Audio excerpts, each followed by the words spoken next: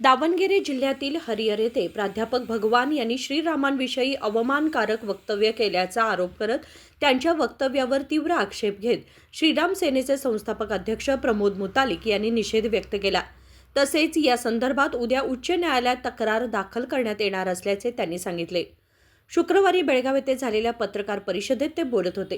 कोणत्याही धर्मग्रंथ किंवा देवताविषयी अवमान करण्याचा अधिकार कुणालाही नाही। संविधान देखील परस्पर आदर राखण्याचा संदेश देते। श्रीराम विषयी अवमानकारक विधान सहन केलं जाणार नाही असा इशाराही त्यांनी दिला। ಎರಡನೇದೊಂದು ಹೇಳಿ ಮುಗಿಸ್ತೀನಿ ನಾನು। ಇತ್ತೀಚೆಗೆ ಹರಿಹರದಲ್ಲಿ ದಾವಣಗೆರೆ ಜಿಲ್ಲೆಯ ಹರಿಹರದಲ್ಲಿ ಪ್ರೊಫೆಸರ್ ಭಗವಾನ್ ಮೈಸೂರಿನ ಪ್ರೊಫೆಸರ್ ಭಗವಾನ್ ಅವರು ರಾಮನ ಬಗ್ಗೆ ಅತ್ಯಂತ ಕೀಳಮಟ್ಟದಲ್ಲಿ ಮಾತಾಡಿದ್ದಾರೆ। ನಾನು ಹೇಳೋದು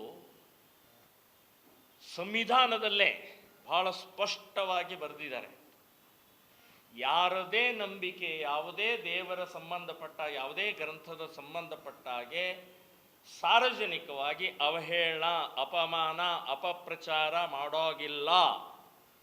ನಿಮಗೆ ನಂಬಿಕೆ ಇರಲಿಕ್ಕಿಲ್ಲ, ನೀವು ಮನೆಯೊಳಗೆ ಚರ್ಚೆ ಮಾಡಿಕೊಡ್ರಿ, ಮನೆಯೊಳಗೆ ಪೂಜೆ ಮಾಡಬೇಡ್ರಿ, ಮನೆಯೊಳಗೆ ನೀವೇನು ಅದ್ರ ಬಗ್ಗೆ ಮಾತಾಡಿಕೊಡ್ರಿ, ಆದರೆ ಸಾರ್ವಜನಿಕವಾಗಿ ಆ ರೀತಿ ಮಾಡೋಂಗಿಲ್ಲ ಅಂತನ್ನುವಂಥದ್ದು ಈ ತಲೆ ಹಿಡಕ ತಲೆ ಕೆಟ್ಟೋ ಇವನು ಮೂರಾಬಟ್ಟೆ ಆದಂಥ ಭಗವಾನ್ ಅವನಿಗೆ ಏನಾದರೂ ಈ ಸಂವಿಧಾನ ಬಗ್ಗೆ ಪರಿಜ್ಞಾನ ಇದೆಯಾ?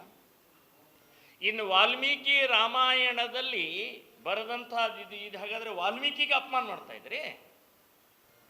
ಒಬ್ಬ ವಾಲ್ಮೀಕಿ ಋಷಿ ಅಂತ ಹೇಳಿದಂಥ ಋಷಿ 16,000 ವರ್ಷದಿಂದ ರಾಮನ ಬಗ್ಗೆ ಬರೆದಂಥ ಗ್ರಂಥ ಇವತ್ತಿಗೂ ಜೀವಂತಿದೆ, ಇವತ್ತಿಗೂ ಪಠಣ ಆಗತ್ತೆ, ಇವತ್ತಿಗೂ ನಾವು ಮನನ ಮಾಡ್ತೀವಿ। ಸೊ ಅಂಥ ರಾಮನ ಬಗ್ಗೆ ಇಷ್ಟು ಕೆಟ್ಟ ಕೀಳಮಟ್ಟದ್ದು ಭಗವಾನ್ ಹುಷಾರಿರಿ, ನೀವು ಏನು ಬೇಕಾದ ಮಾತಾಡಬಹುದು ಅಂತನ್ನುವಂಥದ್ದು ನೀವು ಯೋಚನೆ ಮಾಡಿದರೆ ಸ್ವಾತಂತ್ರ್ಯ ಅಲ್ಲಿ ಇದು ಸ್ವೇಚ್ಛಾಚಾರ, ಇದು ನಾಲಿಗೆ ಕಿತ್ತು ಬಿಸಾಕಬೇಕಾಗತ್ತೆ। ನಮ್ಮ ರಾಮನ ಬಗ್ಗೆ ಮಾತಾಡ್ತೀರಿ? ಈ ದೇಶದಲ್ಲಿ ಕಣದಲ್ಲಿ ರಾಮಿದ್ದಾನೆ, ಮನದಲ್ಲಿ ರಾಮಿದ್ದಾನೆ। ಸೊ ರಾಮನ ಬಗ್ಗೆ ಮಾತನಾಡುವಷ್ಟು ಧೈರ್ಯ ಬಂತ ನಿಮಗೆ? ಮೇಲಿಂದ ಮೇಲೆ ಆಗ್ತಾ ಇದೆ, ಮೇಲಿಂದ ಮೇಲೆ ನೀವು ಮಾಡ್ತಾ ಇದ್ದೀರಿ, ಪರ್ಪಸ್ಲಿ ಮಾಡ್ತಾ ಇದ್ದೀರಿ ನೀವು। ನಾನು ಹೇಳೋದು ಸರ್ಕಾರ ಇಮ್ಮಿಡಿಯೇಟ್ ಸೋಮೋಟೋ ಕೇಸ್ ಯಾಕೆ ಹಾಕಿಲ್ಲ? ಯಾಕೆ ಹಾಕಲಿಲ್ಲ ನೀವು? ಪೊಲೀಸ್ ಡಿಪಾರ್ಟ್ಮೆಂಟ್ ನೀವಿನ ಕತ್ತೆ ಕೇಳ್ತಾ ಇದ್ದೀರಾ? ಇದೇ ಅಲ್ಲನ ಬಗ್ಗೆ ಮಾತಾಡಿದ್ರೆ ಸುಮ್ಮನಿರ್ತಿದ್ದೀರ ನೀವು? ಸೊ ರಾಮನ ಬಗ್ಗೆ ಅವಹೇಳನ ಮಾಡಿದರೆ ನಾವು ಸಹನೆ ಮಾಡೋಕ್ಕೆ ಸಾಧ್ಯನೇ ಇಲ್ಲ।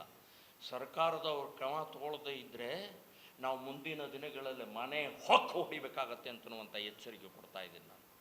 ಇಮಿಡಿಯೇಟ್ ಸೋಮಟಿವ್ ಹಾಕಿ ಇಮಿಡಿಯೇಟ್ ಅರೆಸ್ಟ್ ಮಾಡಿ ಆ ವ್ಯಕ್ತಿಯ ನಾಲಿಗೆನೋ ಅಥವಾ ಏನು ಅಂತನ್ನೋದು ಯೋಚನೆ ಮಾಡಬೇಕಾಗಿದೆ।